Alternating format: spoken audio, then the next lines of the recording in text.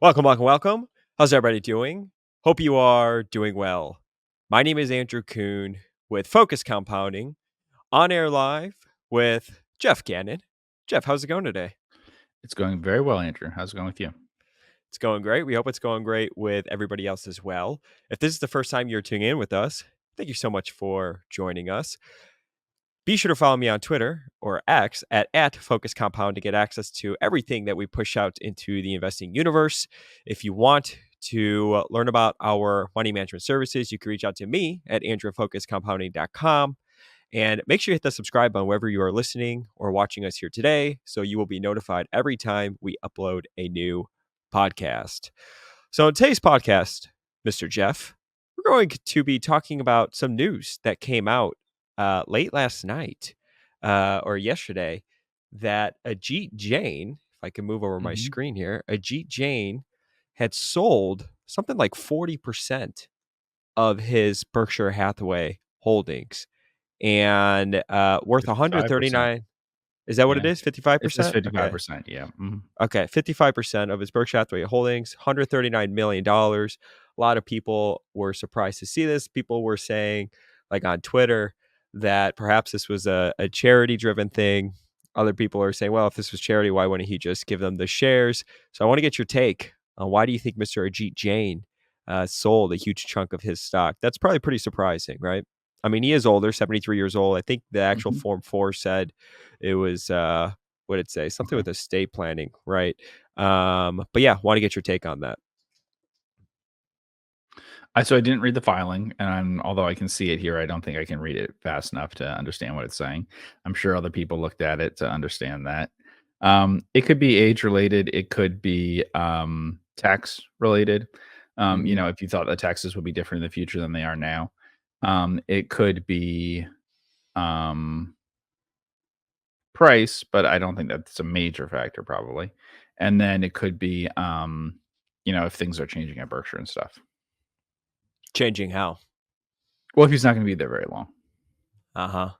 Yeah. So I As mean, in he plans to I retire.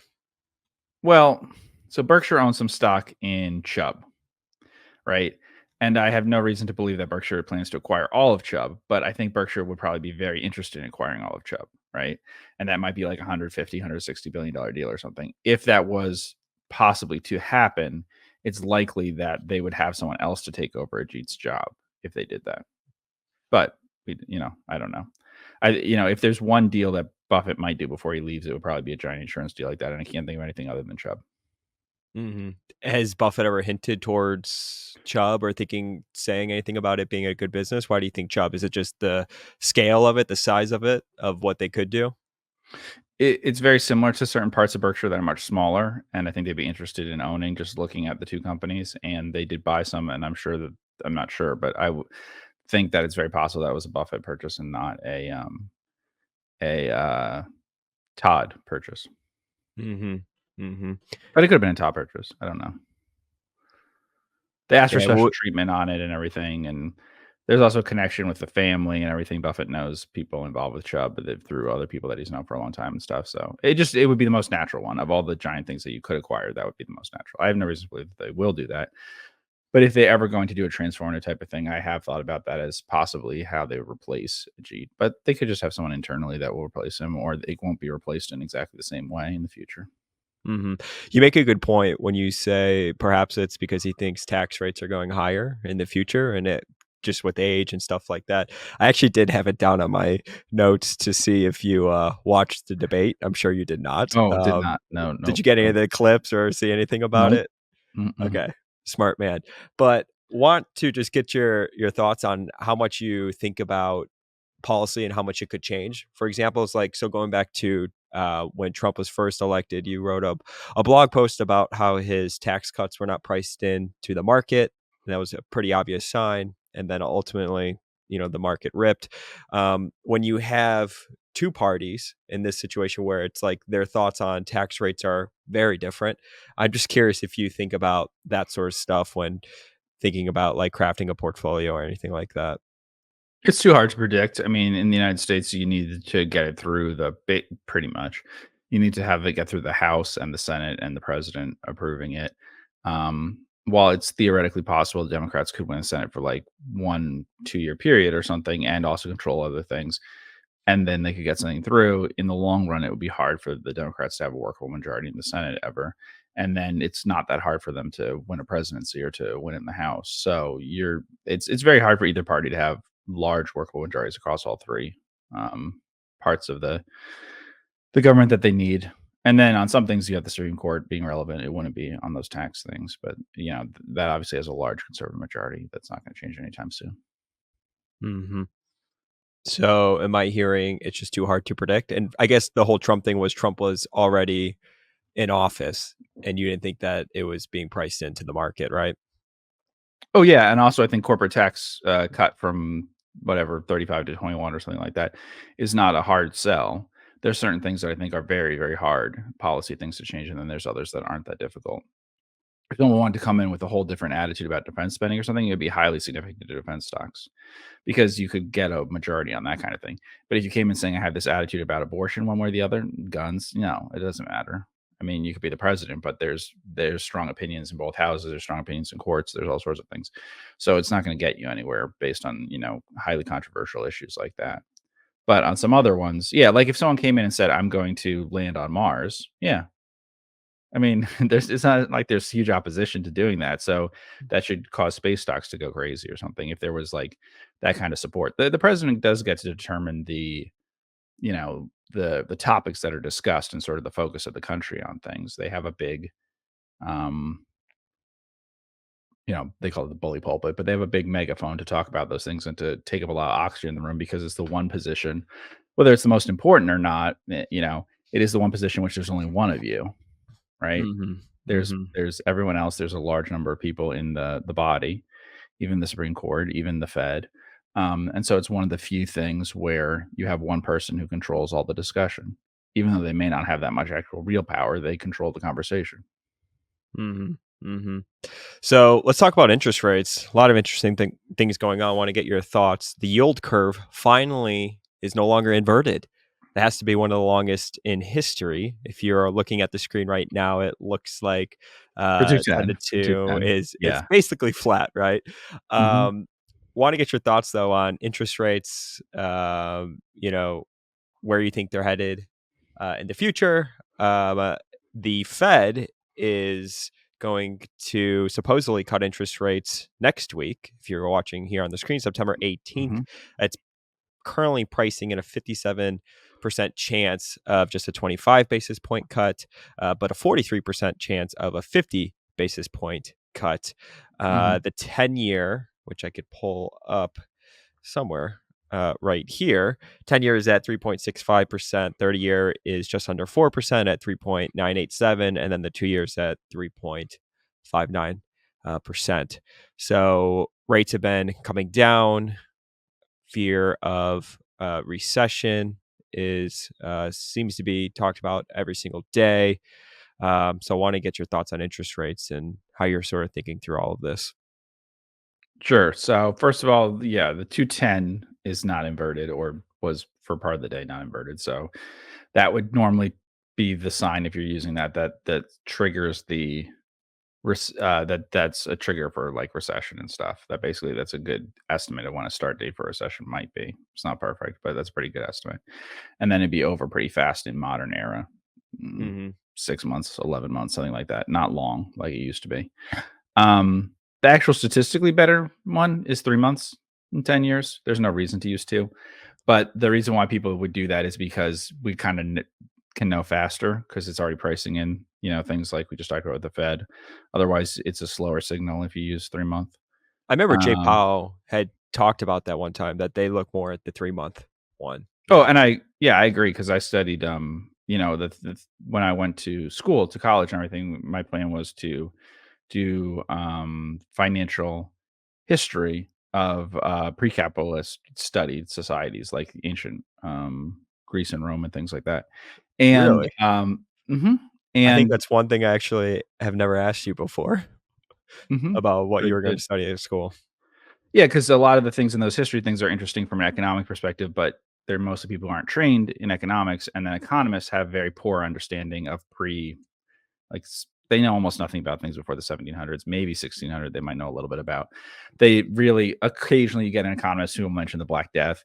Ben Bernanke in his book did mention the Tiberian credit crisis in Rome, so he knows it exists and stuff. But most people don't go back to earlier periods there and study other eras. But if you go back across all periods of time, it's more helpful to understand some things about yield curve, like why would it be the way it is? People talk about it as if this is natural. This is probably more a feature, the slope to the yield curve that it's normally that you normally have a yield curve that's not inverted, is a modern thing due to having printed money that causes inflation and everything. So at other times, it would be much more natural to have a very flat yield curve.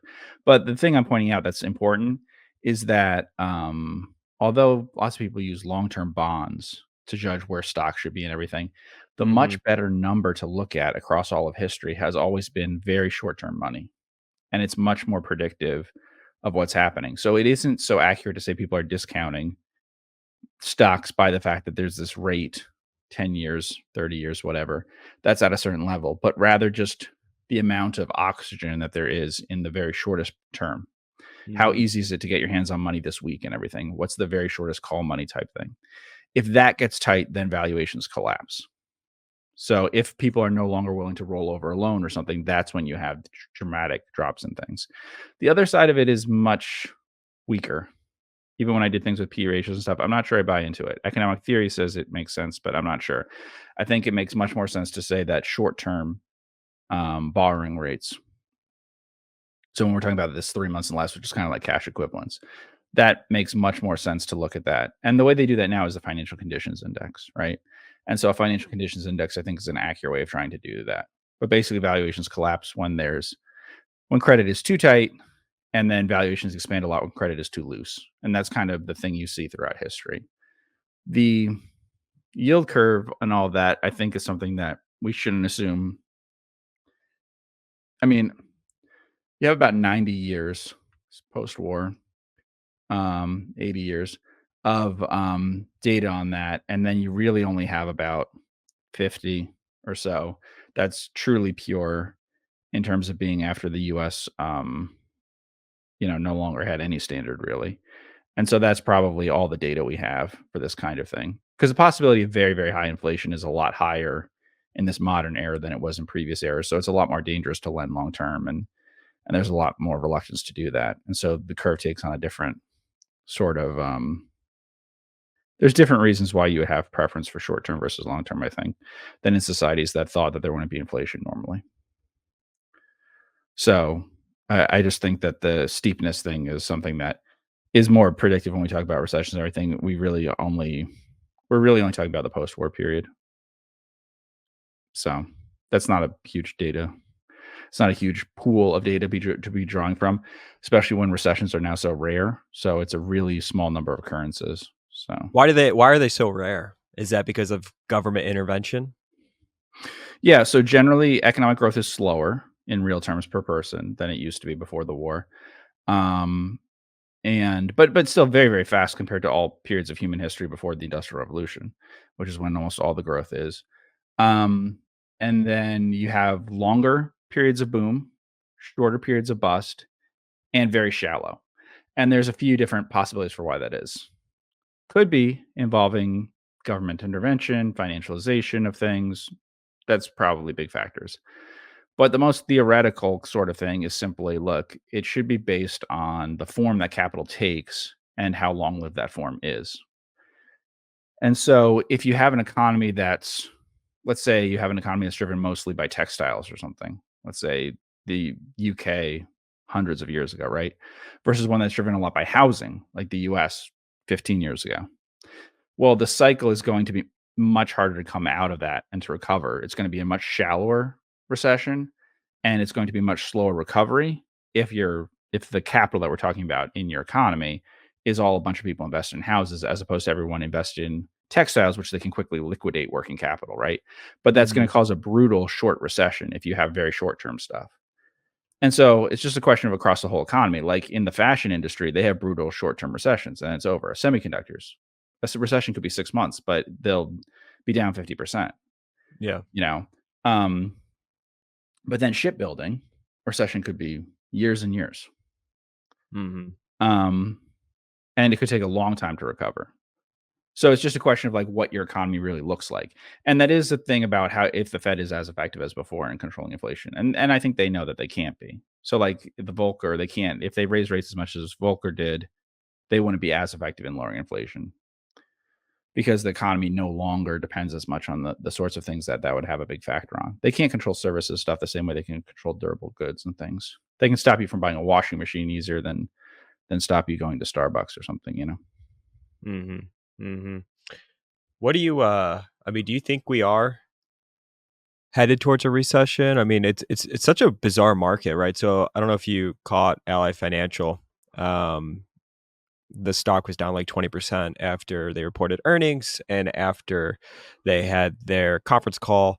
Ally Financial shares dropped 19% Tuesday after its CFO warned of weaker financial health among borrowers. High Mhm. inflation and a shaky job market have weighed on Ally customers' ability to repay loans. Ally Financial, a major auto lender, expects rising delinquency rates going forward.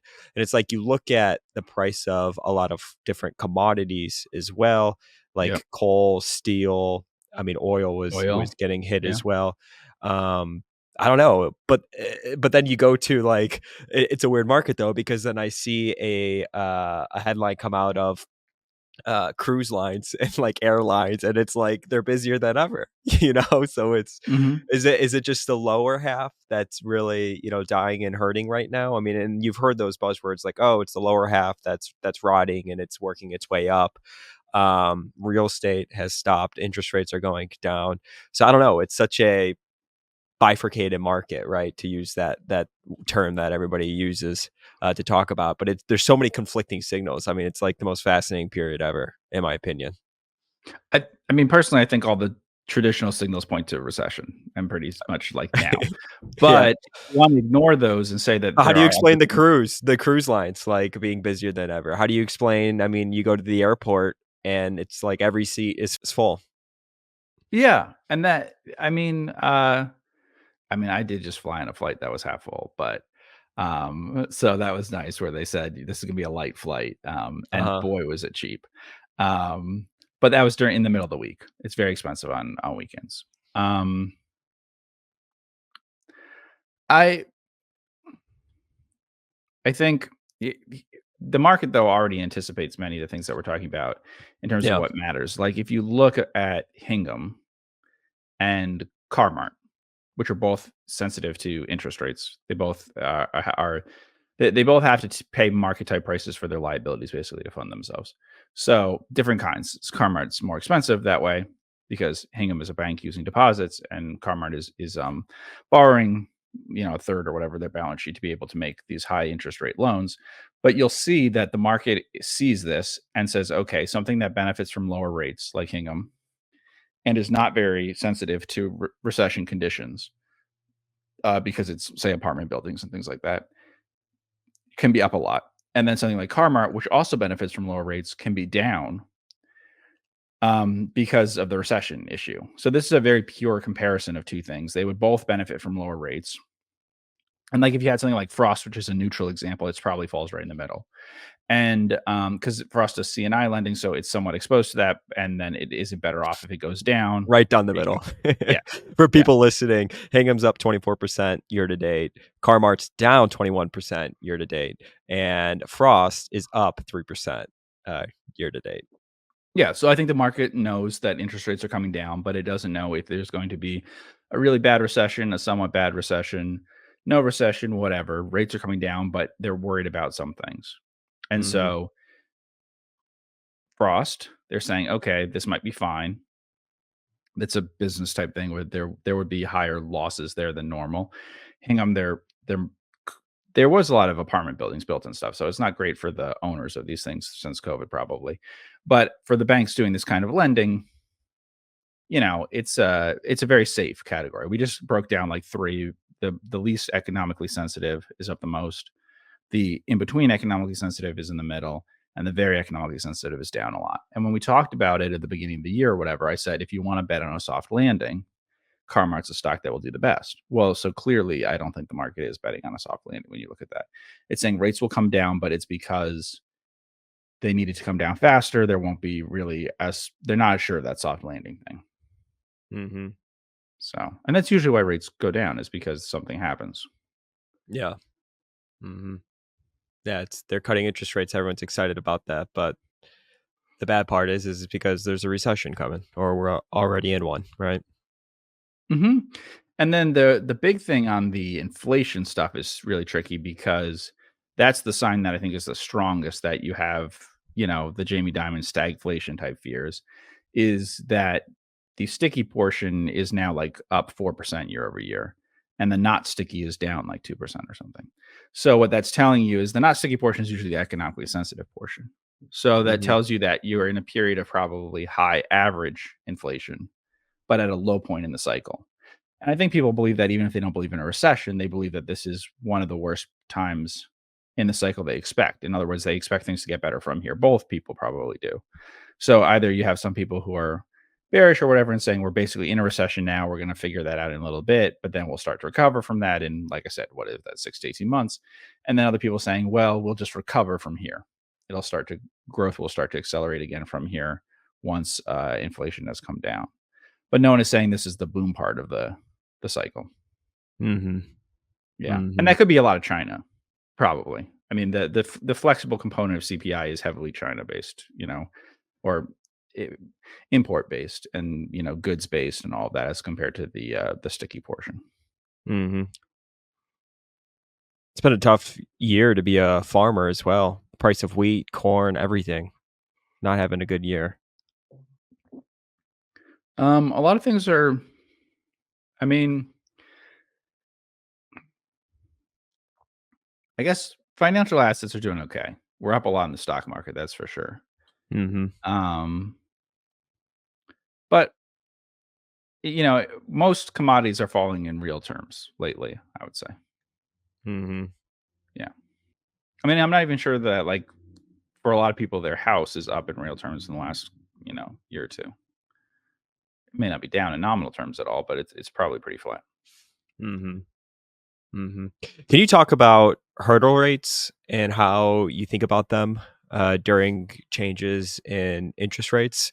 I don't know if we ever change the way that we think about them, but I do know that other investors do. As it relates to like investing in stocks and like your portfolio and everything like that. How do you think investors should think about hurdle rates, and how do you think investors think wrongly about them? I mean, I think it's fine as long as you're comparing things that are truly similar in duration that you're looking at. The Mhm. issue is more when you're looking at, oh, I can make money in this short term thing versus I'm investing in a stock, which is actually very long term. Right? And so there's a significant component of risk there that you don't have with, let's say, 3 months. You're saying, okay, I could get 5% or something, and it matures in 3 months. Or I could invest in a stock that has a 5% yield. A lot of people would say, oh, that's better than cash. I should do that. That's might be true, but most of the value of the stock that we're looking at is over a long period of time because you're not getting paid back at the end of the year in any way. So I think that that's the most important thing is pairing those two things off. But like if people want to use long-term corporate bond rates and compare them to stocks or something, I don't have a problem with that. I think that's always made sense. But I think what a lot of people do is like compare the dividend yield on a stock with the short-term money. Mhm. What about from managing a portfolio and picking stocks and running your own IRRs? Does that change at Uh, all, or is it just based on what you've done in the past or what you think you could do or what you think you could get in the S&P 500? I don't think you're going to get really good returns in S&P 500, so I would be very happy in 3 month money or something, just like Buffett is. But the problem with that is, what's the stock market up so far this year? High, Something like close, high 15% or teens. something? Okay, Yeah, all right. mhm. So that you'd have missed out on that, in a Yeah, so we period of got it whatever right the first here. 6 months were. Okay. Okay, so S&P's up, and this is just the price index, so not even total return, about 18%. Nasdaq is Yeah. up about 16, and then we have the Russell up about 8.5%. Yeah, so you don't wanna miss out on that. Yeah. But I mean, in terms of like when we talk about Schiller PE or any of those things, no, it's at a level that any calculation I'm sure that websites do would tell you that you're better off in cash than you are in those things right now. I mean, if rates come down a bunch, then that might not be true. With a Mhm. 15-year forward return expectation or something, I don't know. If Guru Focus does it, some other places do it. It can't be better than 5%. Mhm.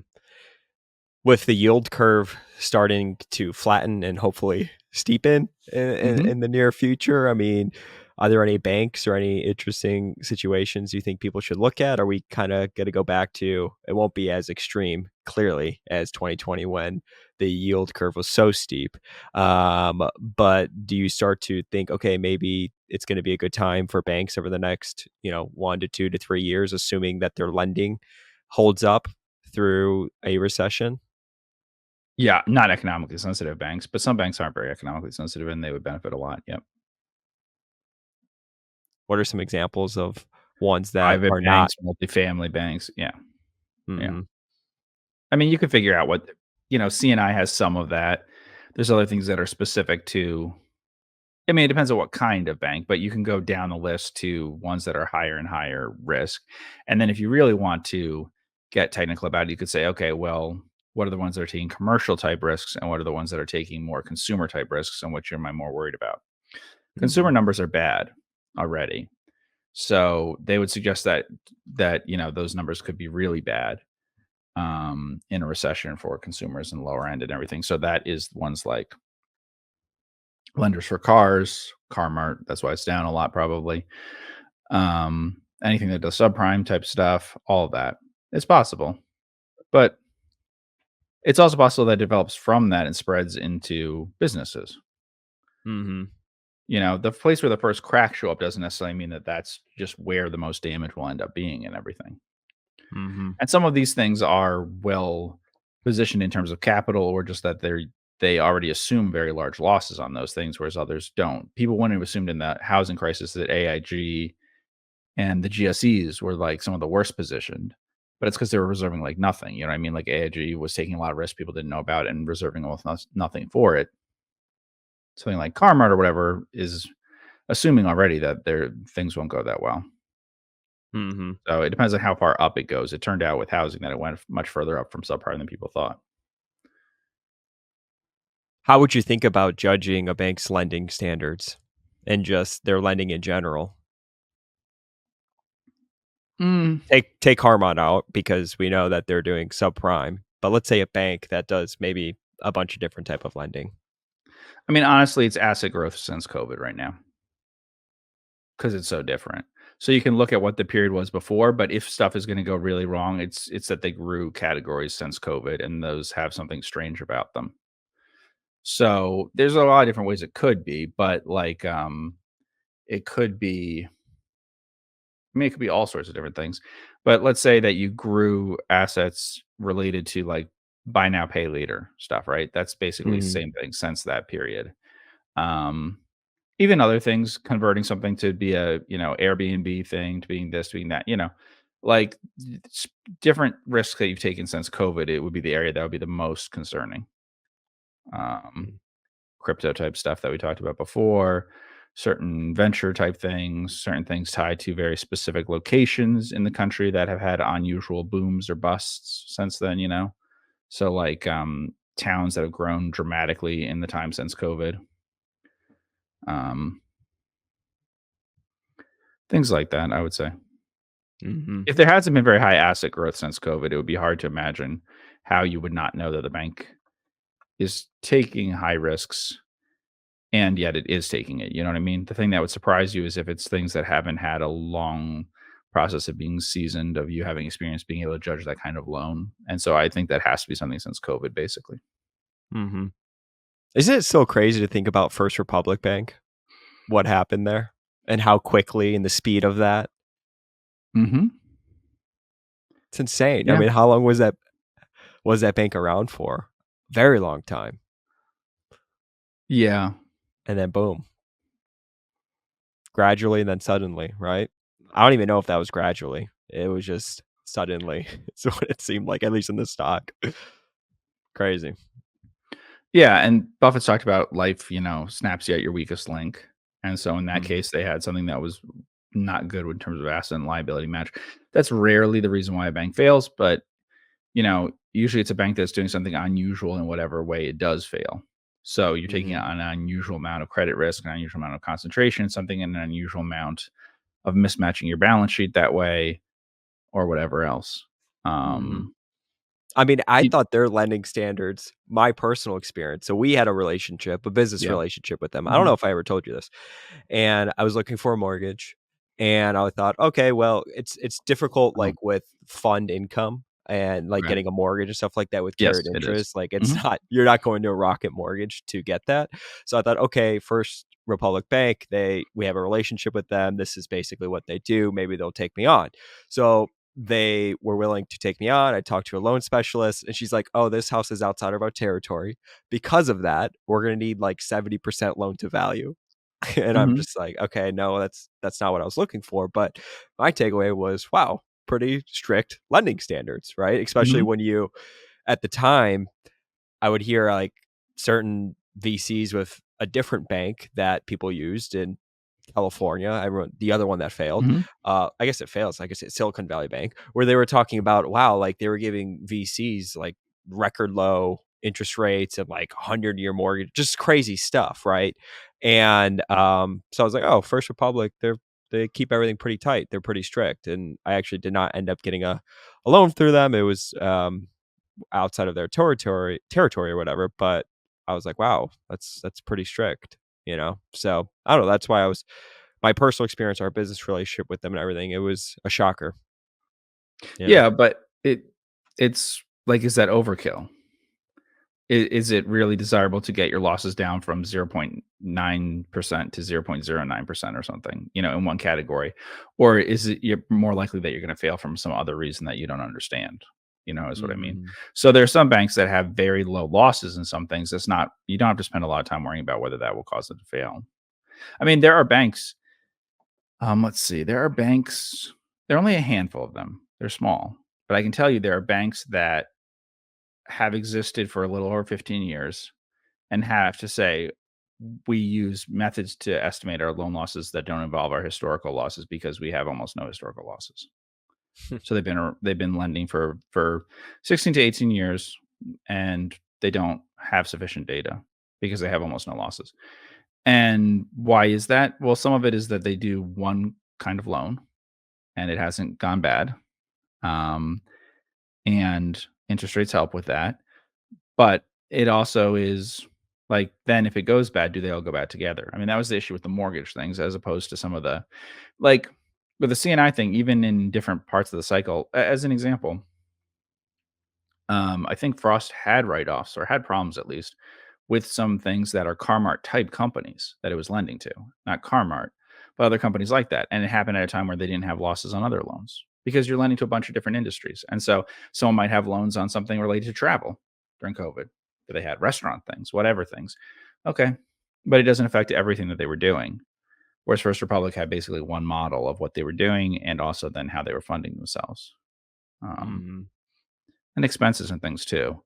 It's very easy if you're generating a lot of money, if you're making a lot of money each year, by having very low expenses relative to the amount of like net interest income you should normally be bringing in. So, um, same with an insurance thing with Berkshire, the same sort of ideas. Um, you know, I mean, most fail through credit issues. I would say that is the most common. But whether it's 9 out of 10 fail that way, 19 out of 20, I don't know exactly. But that doesn't mean that's the only way they'll fail in the future. And over time, people are more and more aware of that and not other things. The Fed wasn't very aware of the risks to those other banks by doing that. And they were very aware of credit risks. So you're kind of looking at last times failures and stuff and not updating it to today. Mhm. What are your thoughts on insurance premiums? They're through the roof, and Well, insurance companies in they'll slow, general. yeah, they'll slow down. But yeah, it's been very good for them. Mhm. I mean, that has What its are own they up cycle. Yeah. year over year? Insurance, depends on what Yeah. category, but it's up a huge amount. Yeah. There's a like lag to it. 15, 16% or something like There are that? categories where that's up that much. Now that's talking about a renewal that probably they would have known that 6 months ago or something, so, I Mhm, don't think that that's still what's happening, but yeah. Mhm. mhm. Yeah, But, I mean, there crazy. was a lot of the things they were insuring have probably gone up almost 30% cumulatively since COVID. In fact, maybe it has with societal inflation, so Mhm. Yeah. Let's talk about something that is not up. Our old friend, okay. a regular on the pod, going all the way back to the old days, Jeff. Celsius. What's Oh, going okay. on with this company? If you're looking you're not looking at the screen, I'm sorry. not looking at the screen. Let me put you in really quick. If you're looking on the screen Oh, right now, it's been a bloodbath. We got a high of $82. We're at okay. $32.93. Year to date, let's see what we're at year to date. Do the math for me. We are down 42% year to date. Um, Pretty crazy. Price movement, anyways, crazy. We can look at it on QuickFS. Mhm, Price of sales were 5 times price of sales, which has to be the cheapest in a very long time. Let's go to price of sales. Yeah, I mean, at one point there is this annual. Let's go to mhm, quarterly, see what we look like. Price of sales. Yeah, I mean, always more than 10, right? mhm. Even 13 to 14 times. That's what it looks like. We are currently at 5 times. Okay. EV to free cash flow, 27 times. EV to EBITDA, 20 times. Want to get your thoughts on our old friend Celsius and see is there a recovery from here? I mean, it's interesting. We talked about this stock when it was I don't know, 300 or $400 million market cap. Mhm.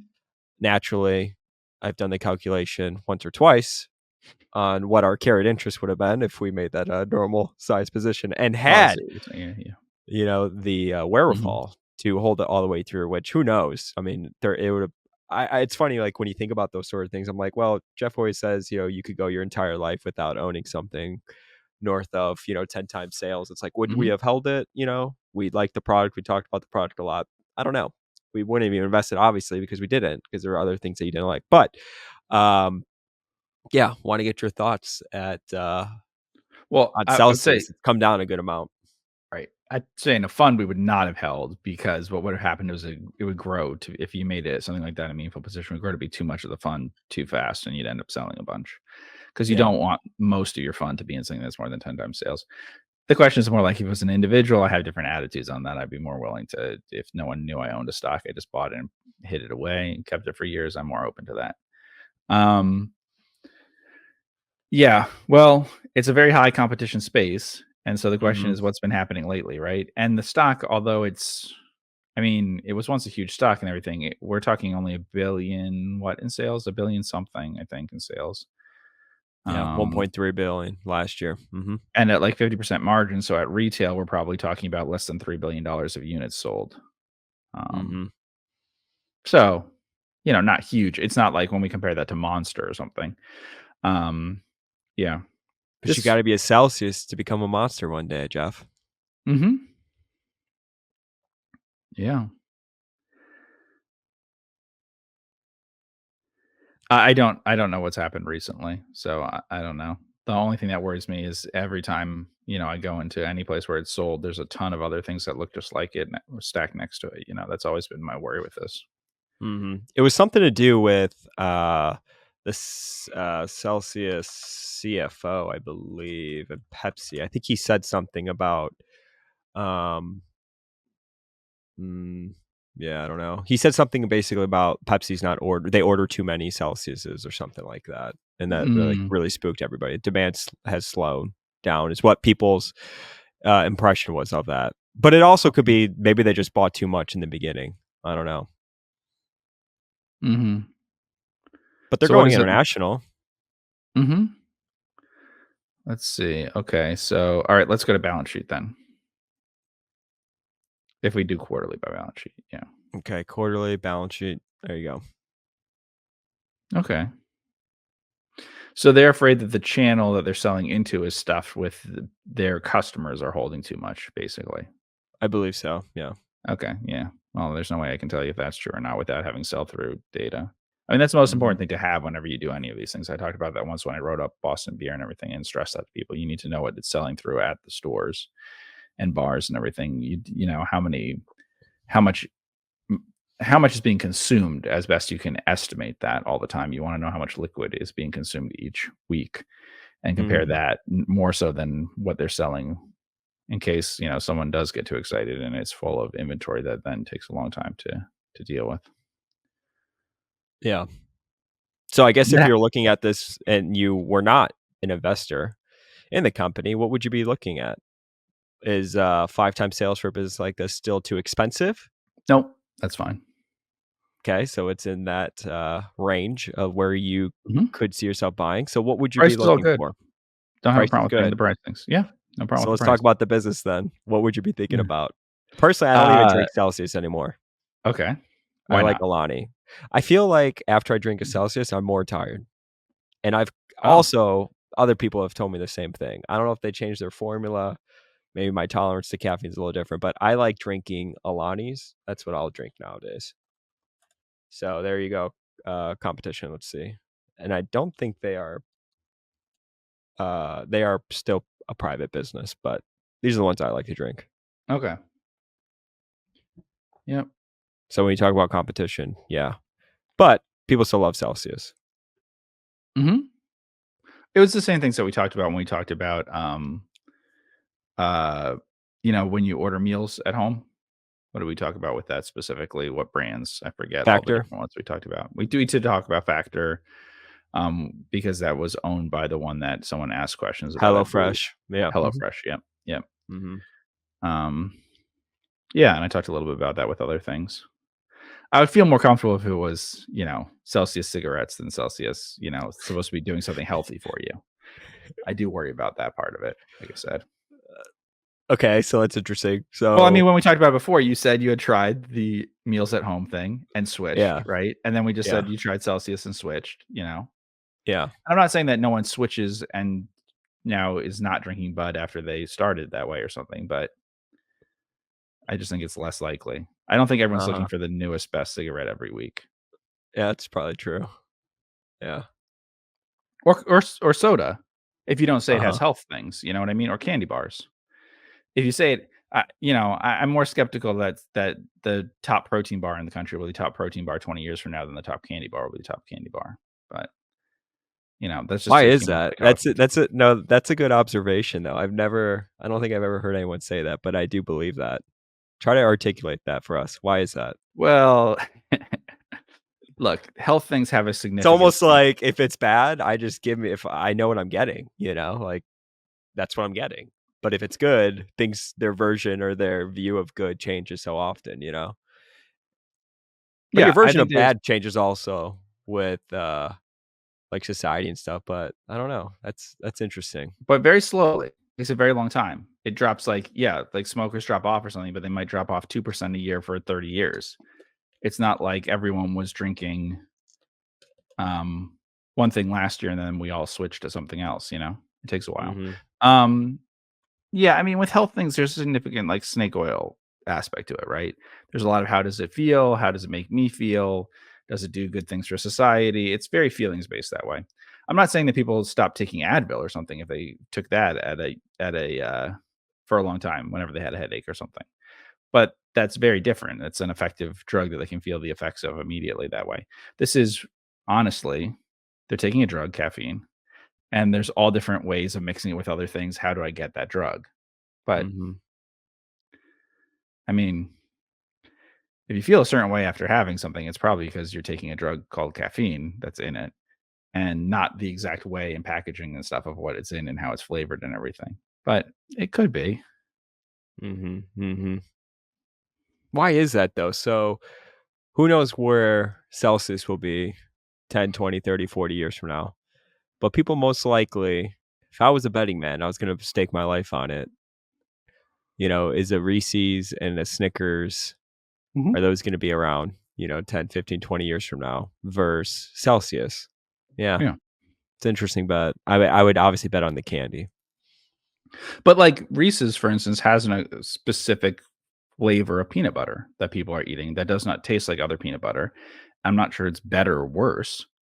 Mhm. I think people get used to worse things and like them better sometimes. But it's the acquired taste of whatever it is that they liked at a certain age, and then they can go back to that and that nostalgia and have that same thing. Mhm. Um, I do worry about anything that's functional, like, but that's true with other things, electronic things, whatever. Anything that's telling you the benefits and here's what it does for you. I think that's a harder business. Anything that is too difficult to explain what it is, I think is usually going to be better for Mhm. the long term. Um, and it's not just look, it's not just a like sin thing or something like that. I would have higher faith in even certain, you know, um mm, even certain things that are a questionable, like what does it really do for them, but it gives them a feeling of something that is not functional and is known not to be functional. So, okay, if someone is drinking a Celsius and has a Coach handbag, which do I have more faith in that they'll still be using in 10 years or something? It's more the handbag. And it's not really because the quality of it or whatever is comparable to some other thing, but because it's not sold on the benefits that it gives to you. You know what I mean? Luxury products are similar to what we talked about with snack foods and other things like that, where they're not selling it on some of the benefits that same way. So, and that's why I said electronics and stuff. I don't like businesses with electronics where it's like, you're selling a small appliance or something and you're like, it has this function and that function, and but compare it to this other thing. Mhm. Um, Mhm. so we'll see. Celsius is also pretty high caffeine level. Was it 200 milligrams? 250? Yeah, it's like 250 or something, which is mm. I mean, if I was designing a product to be addictively used all the time, I would use a lower caffeine count. I'm just going to be honest. Ah, I see. So more like a Coca-Cola Yeah, or a you soda want to that be has, like, yeah, I what, mean, what, 60, 60 70, or 80? something? Yeah. Yeah, you want Yeah. around 100. I don't think you want to exceed that. Mhm. Yeah. I mean, it's pretty it's a pretty strong drink, and then it has to have a pretty strong flavor to make it palatable too, because you're also going for you don't want people don't want calories, and they do want a lot of caffeine, and they want it right now. I don't know. It's just, I've seen people online talking about Starbucks and mhm. Celsius and where they both can exist together or if one is taking share from the other. I personally think they could both exist. It's funny at Mhm. Starbucks, you and I were just talking about this. You walk in and they have their own energy drink, Yeah, right? that's what I thought this was related to when you were saying the stock was down. I thought it was because of Panera and Starbucks and, um, Mhm. Dutch Brothers and, you know, the McDonald's one, was it Cosmic? Whatever it is, and all those which are drinks-based, um, places to go and drive through and everything, and then they have a large energy component. Mhm. And I did try some of those just out of curiosity from a business perspective and stuff. Which one did you I try? Are you talking about the lemonade at Panera? Starbucks things and stuff. No, the Starbucks things. Yeah. Were they good? They're not as bad as I thought they would be, but I wouldn't drink them. Yeah. I don't yeah. Are they fruity flavor? They all have the same thing, which is it's basically a fragrance. I mean, let's be honest. If you're giving a 0 calorie thing, you're basically creating a perfume that you're shoving into a carbonated thing, and that, So Yeah. so it's not it's honestly, when they're selling you like an orange flavored thing, what they're doing is taking the component that is an orange smell that is already being added to things like orange juice for Tropicana or something to help them have it smell and taste like fresh orange juice all the time year round. And they're just taking that kind of thing and putting it into your 0 calorie thing. And yeah, so yes, they have a taste, smell, whatever, that's fine, and it would be fine if it was added to other things, but there's no substance to it beyond that. There can't be because you're trying to make a 0 calorie or close. I forget what those are, maybe 10 or I don't know. But anytime you're trying to make these things that are 20 calories or less or something, you know. I mean, Mhm. gum that's almost no calories, I guess, would work. That's about it for actual things, but Caffeine gum, it seems like that has never really took off the way that people thought it would have. Yeah. I mean, I think it is interesting the changes. I mean, because we are talking about something where people are now tripling the caffeine intake in a single serving, and I don't think it's because people want to be so much more highly caffeinated than they were before. Part of it is the huge drop off in just like cheap black coffee drinking over time in the United States, which was just a Mm. constant all the time thing. And so, um, Teddy yeah, Roosevelt used to drink a gallon a day. a lot of people drank a lot of it. Yeah. Um,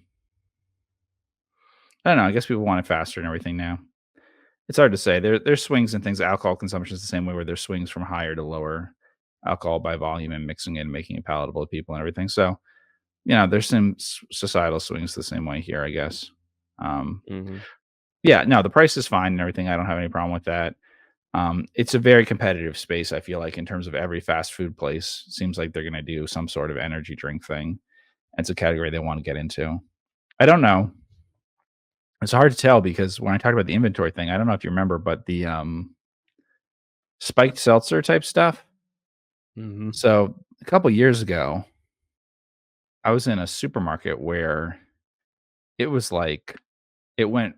I mean, it went from being massively overstocked with it to basically eliminating the category, being just empty, Mhm. like, and I put everything on sale just to let's get rid of this. But like you had half an aisle of stuff that they had done really since COVID. And within 18 months or something, it was like, let's get that out of our stores. And it exploded so fast where you probably had a couple competitors initially, and then so many people started doing it. So, um, and I don't know enough about the success of things like Monster and Red Bull and stuff in terms of their marketing and how much that led to their durability over time versus other things. Mhm. Mhm. I do feel like we're generationally a different category where all these energy things are promoted. Not all of them, but if don't you feel like a lot of them are promoted as being healthy as opposed to the opposite?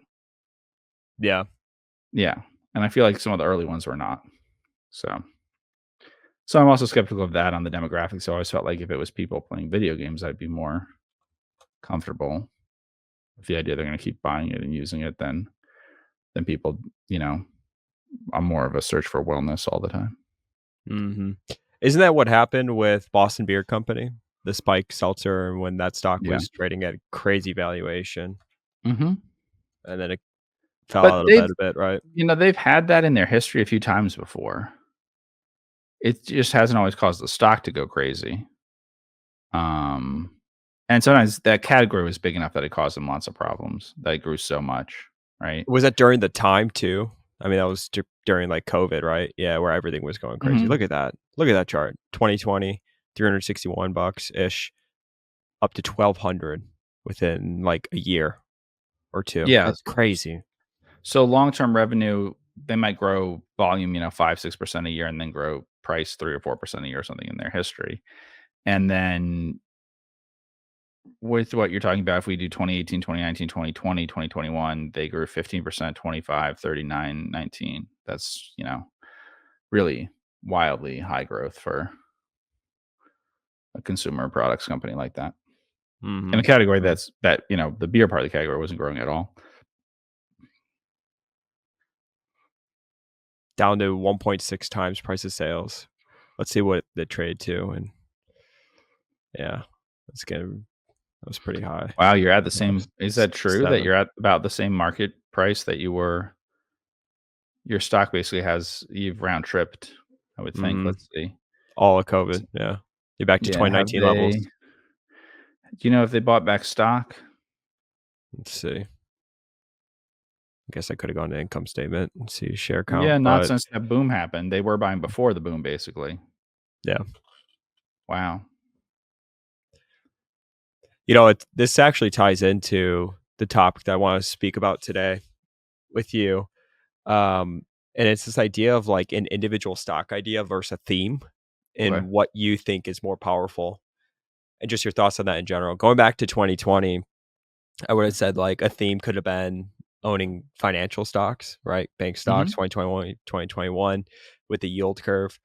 I personally think a theme is probably, I don't know, 2, 3, 4 times more powerful than an Mhm. individual idea because there's so many different ways to make money and there's a lot of momentum and everything like that. But want to just get your thoughts on like themes, so industry themes versus individual stocks. I mean, so here we are talking about Boston Beer Company, and of Mhm. course, hindsight 2020, we're just picking and choosing. But seltzers and Celsius, all these companies back in that era, it was a theme. You just had to own it. It didn't matter what Mhm. it was, right? And the stocks just went to the moon. So, want to get your thoughts on themes in general versus individual stock ideas. In the medium term, I think that themes are the most important. In the long term, they're not very important. There's some difference between industry, but in general, which industries you're allocating to is not very important for super long term, like building a fortune and stuff. What company you're in is important. Mhm. Um, it would be helpful 100 years ago to be in tobacco and not coal, no doubt about that. But even the gap between those is not necessarily bigger than the gap between some stocks within the same categories and stuff. So, it's more important to be something that's going to last for the very long term. So if you're putting money away to be what's around for next generation, really good business, really good management team, that kind of thing, that's what really matters more so than a theme. But yeah, in shorter periods of time, like you're talking about, of course, the theme is much, much bigger. And even when we talk about things like Cinemark and Marcus, I do even wonder about that. Is that people want to participate in investing on a certain kind of thing, and it's easier Mhm. to do sometimes now through one thing versus another. I don't know if you read the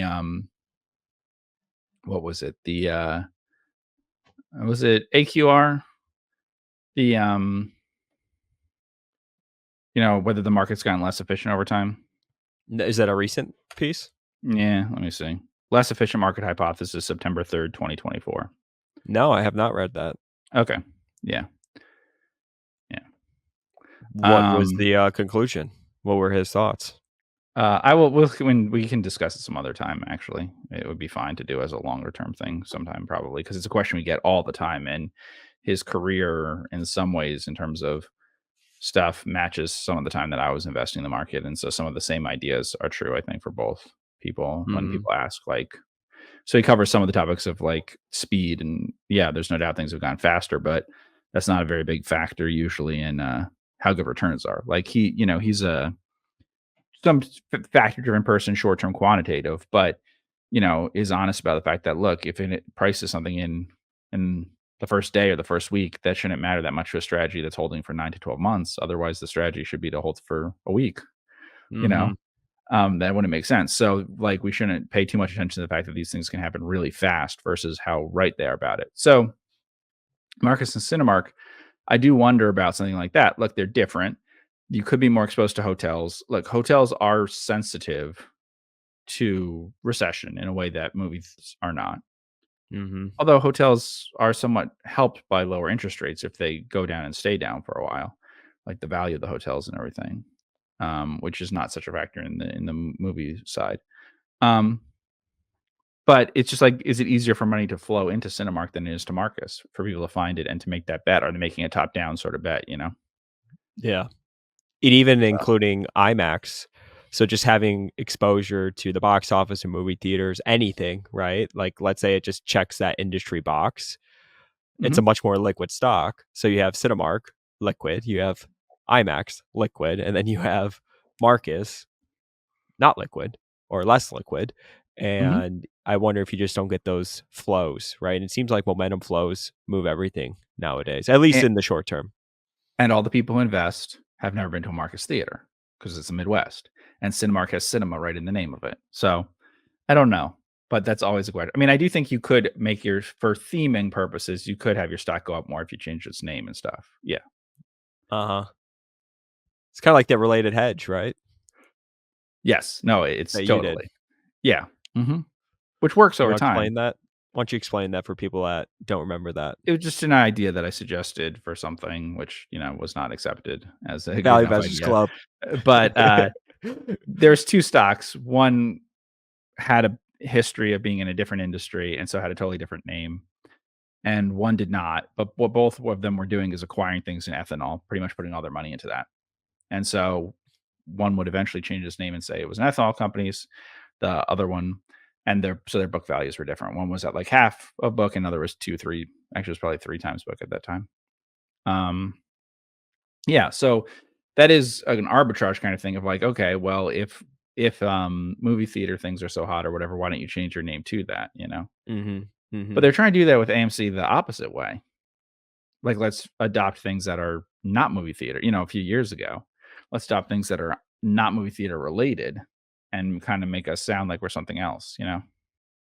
Mhm. It's a lot easier to Mhm. change the idea of what the stock is than to change, the underlying reality usually. But Mhm. sometimes you can do it in other ways. I mean, GE basically grew, 90s to 2000, basically grew a lot in terms of finance and presented itself as an industrial company, as like a Yeah. diversified company. And so was more able to get people to kind of think of it that way. And we've talked about that with other things where sometimes you see companies that are financials and grow quite well, and they're not valued as highly by the market as if they had the same growth but were a non-financial company. But Mhm. it doesn't last forever. I mean, I think Progressive has had pretty good multiples lately. For instance, I think it eventually got valued like a growth stock. Yeah, it's valued like a growth stock now.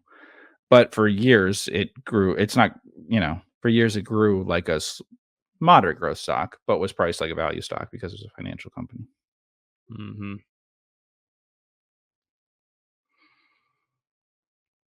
Let's hop over to questions Okay. that people had sent in if I could find them.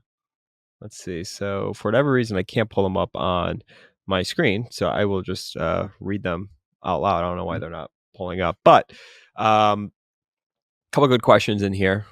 If you want to send in some and have them pulled for the podcast, email them to me at andrew@focuscompounding.com.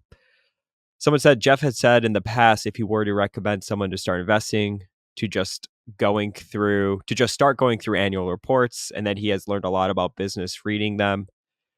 Which company's annual reports has he read that helped him learn the most? Question mark. Has any particular company's reports given him any particular insight into an industry? Hmm. So I have an answer that is not Okay. really going to answer his question, but it's just more advice in general. I would say just pick a company you're familiar with if you want to learn about Mhm. business, something that you use daily, you understand the product, the customers, or you think you understand the customers, why people use it, and just read that. Start there. And that I would say that's a good way to keep you interested and be able to go through like that. So if you drink Starbucks daily, go read Starbucks's Yep. annual report. If you use Apple products, go read Apple. Um, if you're interested in, I don't know, Celsius, you drink Celsius daily, go Mhm. read theirs. I would say that's the best way to do it. I don't know if there's anything that gives you an example, or I'm sorry, gives you any sort of insight into an industry other than just reading 2 or 3 or 4 different ones, listening to earnings calls, reading them, and just going through one by one. That's the best way to do it, in my opinion. Yeah, I don't think we've talked about this podcast before, but there's an excellent podcast, the Founders Podcast. Founders I did podcast, not yeah. think would be a podcast I would enjoy, but you'd suggested something, and he covers many more obscure, um, biographies, older biographies and things instead of just all being, like Steve Jobs and things like that. But, one that's not so obscure for value investors, but that they covered was Lee Lu. And so basically what he was talking about is the Lee Lu, talk at Columbia where he yells at the students, the one that I'm talking about? Yeah. Yeah. So, it may not like, I'm sure the quality, if you can find that video, is not great, the audio, whatever, and then the students aren't that helpful, so he kinda just yells at them, whatever. But that is, like, the best Here we are. what Lilu's talking about in that lecture is really the best way of how to invest and how you learn things from annual reports and everything. So, he's basically talking about Timberland, and he's like, "Here's how I figured it out, and then I looked into this and looked into that," And, I had to learn about the people, I had to learn about the dad and the son, and I had to learn about why it was the way it was, and, he just goes through the whole thing. And he basically gets annoyed at them for not, doing the work and putting it in to figure these things out. He's like, "You have to have curiosity and try to figure these things out." So that's what the annual reports are really useful for. And like you said, having different ones that you can compare can be really helpful. Mhm. Something that you have some experience with the product and everything is really helpful. Um, Occasionally there's things in annual reports that are incredibly helpful that I don't even know if they intended to put in there to make helpful, but you know, much more common with small companies that they don't remove certain stuff. And so they just you get so much more. It's surprising if you go to like a Microsoft annual report or something how uninformative it would be if you didn't understand what Microsoft's products were and everything. And then you have some tiny thing that has one product sort of business and there's so much information about it. So, Mhm. Mhm. um, I would probably start with the smallest, simplest one that you know in an industry or something. A lot of Buffett companies are good examples for annual reports because he tends to invest even in giant companies that are giant in a single industry, a single product line or something. So, like Apple, right, is probably one of the simplest big tech companies to understand because it has so much from such few product categories and everything, right? Mhm. Mhm. One thing I've come to appreciate just through our own investing and experience is how much a lot of these reports, especially the 10K, are written by lawyers. I mean, it's all written by lawyers. Mhm, But one thing that I've learned, whatever experience, it's easier for me to see when something was written by a lawyer, when it was written by management, and when it was mhm, probably written or suggested by an auditor, and mhm. being able to sort of filter that out just from our own experience in filings and all that other stuff. And I would strongly, strongly encourage people to read all past transcripts. I like to Yeah. read the annual report and all the past transcripts and highlight them and everything. It's not an issue of it. Most of the questions are really stupid, and there's no reason to listen to an earnings call for this quarter to learn about this quarter or next quarter. That's not important. What's important is to have all of the past earnings call transcripts together to understand. Management Yeah. doesn't always know exactly what they're going to ask. And even if they do know what they're going to ask, they'll ask for clarification on something or whatever, and they'll just blurt out something actually useful about it, and trying Mhm. to answer the question. Um, and so that's those are really, really good. And I've always felt that you get a much better feeling for management from reading all past earnings call transcripts than you do from, say, the annual report, with So the do you exceptions of go someone like from the Buffett or past and work your way up? correct. Yeah, Yeah. furthest back and up. Somebody Which is told me. Sorry, go ahead. I was gonna say, which is pretty much also how I do annual reports. So annual reports, oldest and newest, I read first, and then I go from the back up. But I'll read the newest annual report and the oldest annual report first to get an idea of how big the change has been and all that, and then would read the annual reports in order. But I always try to read the very newest and very oldest annual reports. Mhm. Somebody told me, and they worked in investor relations, and he was talking about how all these companies, they try to know who their shareholders are, their fund style. Do they do activism? Do they don't? Are they long, short, whatever the situation is? And for their earnings calls, they'll put their favorite investors, the positive people, in the queue, right? And because they don't want to start it off with like negativities, sometimes they'll loop in somebody that they know has like a sell rating on them and answer their questions, and then they'll end it with someone that's a shareholder that they know is going to ask a positive questions because they don't want to end a call like that. uh so yeah, it just, I guess, playing the game or just seeing how some of these companies do it is something that is just, I don't know, maybe eye-opening to me. Maybe that's because a lot of the world we focus in, people don't really do earnings calls too much. So it's been a while since I would sit in on them and stuff like that. Although I was on ACOs pretty much every quarter. But just Yeah, interesting to hear, I like the other side of it is what I should say. yeah. And when someone is really close to the operations, the earnings call is usually a lot more helpful. Yeah. As as good or whatever it is, listen to a Disney earnings call. Um, Bob Iger's like the ambassador, the face of Disney or whatever. I mean, like, there's these different units, and you're not getting an earnings call with each of them. And what you really want is an earnings call of the parks or an earnings call of the studio. Those people would really Mhm. be able to tell you something that would help you understand those industries and everything. And so it's not going to help you so much when you have a conglomerate like that. Honestly, like a Lionsgate thing would be more helpful to Mhm. understanding the industry, or Thunderbird or whatever that. What was the other one? Do you remember the Canadian one? Thunderbird. Yeah. Yeah. Mhm. Things like that. That you might not be interested in them as stocks, but you actually could learn more about the industry from learning about that. So same thing with, Cedar Fair would be a more useful one for parks than, Disney would be. Mhm. Mhm. Somebody else sent us in another question about that, but we did just answer it. One thing we've never talked about on the podcast is RSUs and grants Oh. and how you think about them. So Mhm. someone said, how do you guys look at management compensation, especially all the RSUs and grants? And then he has another question which we could go over. Any thoughts on RSUs and grants in general? No, I'm just skeptical. I don't know. I'm skeptical about being able to tweak these things in different ways to improve, incentives. I mean, look, there's a few different things, but the big one is obviously, look, you want someone to own a lot of stock versus their salary, Mm-hmm. right? And then you also want to consider, which is a problem in some cases, and that's a private equity problem and stuff. You want to bring people in and everything who don't own any stock. So what do? How do you get them to think like an owner? And this is kind of the different ways of doing that. But making elaborate ways of doing it other than just we need them to own a lot of stock and to be paid a low amount of money. You also don't want them to be generally very rich.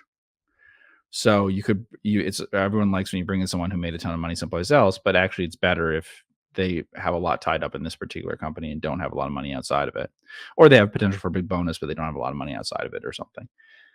Um, and then you also want to consider what incentives they have that are non-financial. And I think that's one of the really big ones, the incentives that they might have that are non-financial.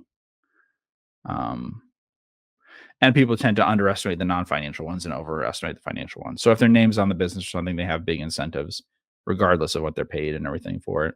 If they've been there forever, they can easily get a job anywhere else with it, or if they can't, you know, if they're at a job that they're never going to get that kind of job somewhere else, then that's going to affect their incentives, even in ways that don't show up in the financial numbers.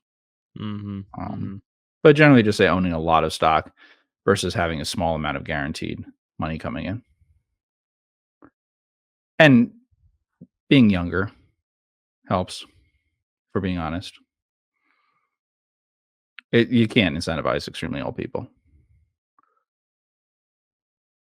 Yeah. It just can't be done. I mean, there are ones who will do great things for you, but basically that's because they were doing them before and then they got older and they just kept doing them. But you can't Mm-hmm. find someone who's old now and say, "Oh, I'm going to incentivize you." People typically think the other way. They think about the age being a benefit of all the experience that they Well, have. you get experience, yeah. I'm just saying, do you incentivize? I mean, so usually the people with the most experience are the hardest to get to take some of the actions that you want to have happen, right? Those two don't normally match up. That's always the issue with the Charlie Munger, the Warren Buffett, those things. It's not just they're very smart, but they also carry out those actions at the times that they have to. There's lots of people who are great at understanding what to do, but don't do it. And there are other Mm-hmm. people who are great at hustling and doing everything, and half the things they do are dumb. Um, you need to have the combination of those two. And you can find people who are great at hustling, but are doing no, you know, their hit percentage is not amazing.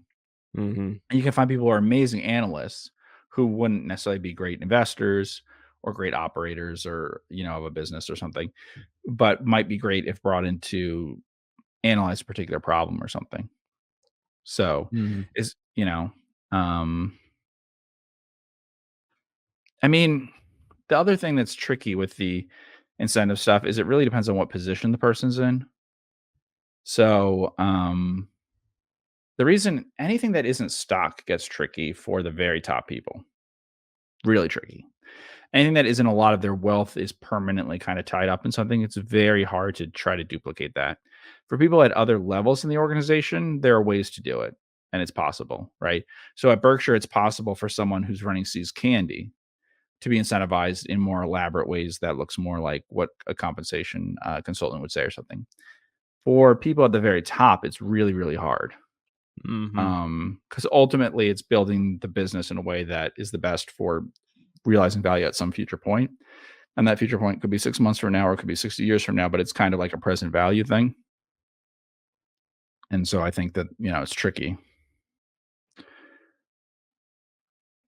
There are weird incentives in it. I mean, like a lot of these schemes they come up with, they inadvertently cause, I don't know that people realize them, but they cause weird optionality in terms of what would happen. Like you're incentivizing them potentially to say, okay, you wouldn't you wouldn't be harmed that much if things went really badly really fast, but you benefit a lot if this business gets sold in 3 to 5 years or something at a high price. So try Mm, to, gussy it up and get it sold or something is often what you're incentivizing them for, even if it means not necessarily having the safest situation in the short term. And I don't think that mm. causes necessarily a lot of problems, but I just think that that happens when you do anything much more elaborate than basically just giving people stock.